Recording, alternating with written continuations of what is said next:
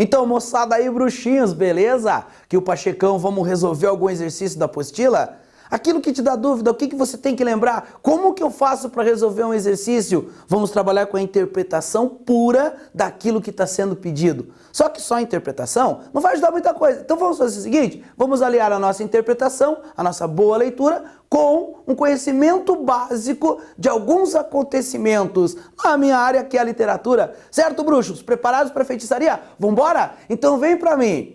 Se eu pegasse aleatoriamente algumas escolas literárias e eu lembrasse assim, o que eu preciso lembrar do básico? Uma escola importante, parnasianismo. Lembram, gente? Parnasianismo, culto ao belo, a Belle Époque, o período que Paris transforma-se na cidade de luz, a Belle Époque, cultuar somente aquilo que é belo. Então, como que eu vou cultuar o que é belo dentro da poesia? Descrever somente as belezas, uma poesia descritiva, mas ela tem que ter o rigor formal. Aquilo que Olavo Bilac vivia dizendo, invejo ourives quando escrevo, quero que a estrofe cristalina, dobrada ao jeito do ourives, saia perfeita, sem um defeito.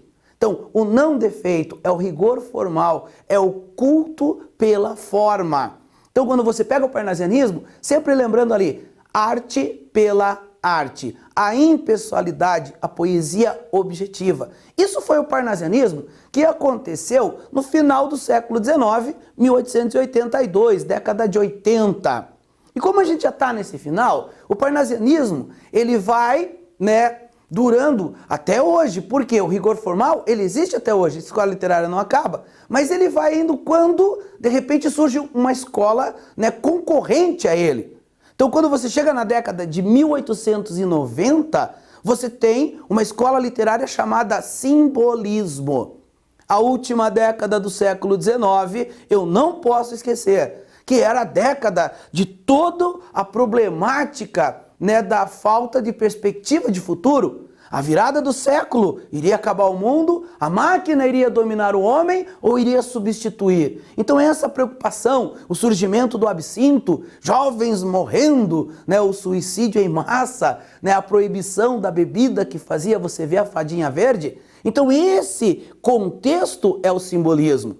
E para a literatura, o simbolismo vai aparecer com o símbolo da palavra. Então o simbolismo, culto à palavra, aonde você vai ter o espírito místico, todo o senso do mistério, porque o futuro nos é misterioso, certo? Lembrando um pouquinho de Shakespeare, onde ele vai dizer, há mais mistérios entre o céu e a terra do que nossa vã filosofia possa imaginar. E aí quando você usa a palavra para traduzir esse mistério, você tem uma palavra sugestiva. Quando a palavra é sugestiva, ela tem o sensorialismo. Quer dizer, a busca da impressão sensorial, que isso vai chamar também sinestesia, uso de efeitos sinestésicos. Então não esqueça disso aí. Simbolismo, senso do mistério, sinestesia, uso dos sentidos. O doce aroma da manhã despertou-me, certo? E voltando um pouquinho mais no tempo, arcadismo. Arcadismo também chamado de neoclassicismo. Arcadismo é a poesia bucólica, que estará presente também no modernismo, com o próprio Carlos Drummond de Andrade. Meu pai montava a cavalo e ia ao campo. Minha mãe ficava em casa cozendo e cuidando dos filhos.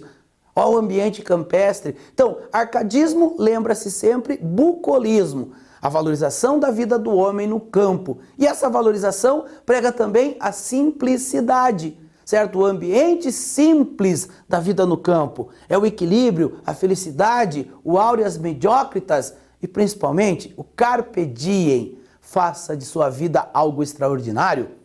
Antes do arcadismo, teve o barroco, século XVII. Contraste de ideias, rebuscamento, riqueza de detalhes, a arte puramente decorativa. Gregório de Matos era o Boca do Inferno, lembram? Então, contraste de ideias, antíteses, paradoxos, certo? Viver e morrer é uma antítese.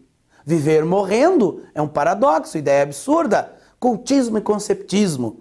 E o condoreirismo. Condoreirismo é uma característica da terceira geração da poesia romântica.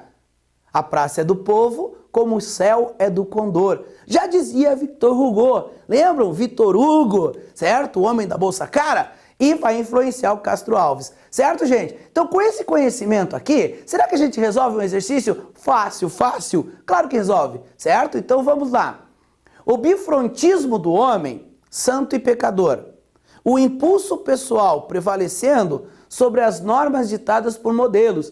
O culto do contraste, a riqueza de pormenores, são constantes da composição poética parnasiana. Retratar somente o belo, arte pela arte. Não. Poesia simbolista, senso do mistério. Certo? A sinestesia, a musicalidade. Produção poética arcádica de inspiração bucólica. Santo e o pecador é o homem do campo, né? Então tá fora um pouquinho.